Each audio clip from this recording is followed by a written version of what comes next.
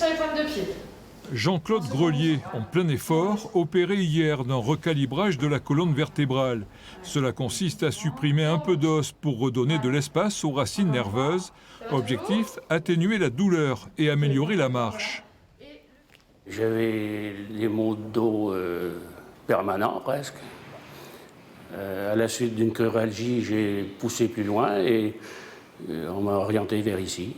J'ai confiance dans l'équipe qui est ici et ils ont déjà de l'expérience. Depuis 2020, un nouveau programme a été mis en place, la RAC, c'est-à-dire la récupération améliorée après chirurgie.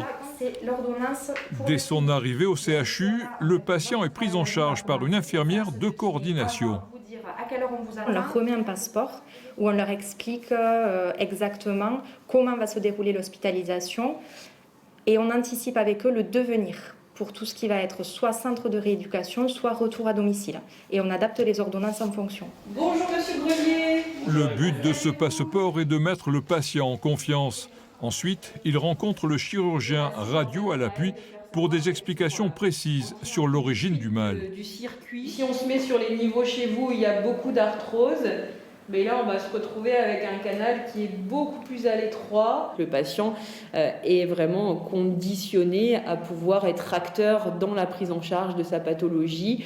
Nous, on agit au bloc opératoire, mais derrière, c'est vraiment à lui de mettre tout en œuvre pour pouvoir récupérer, se réautonomiser rapidement.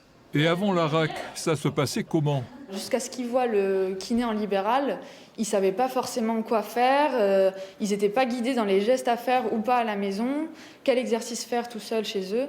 Donc ils étaient un peu lâchés jusqu'à avoir le kiné en libéral 15 jours ou un mois après, après l'opération. À terme, le processus sera applicable à tous les patients et à toutes les spécialités médicales.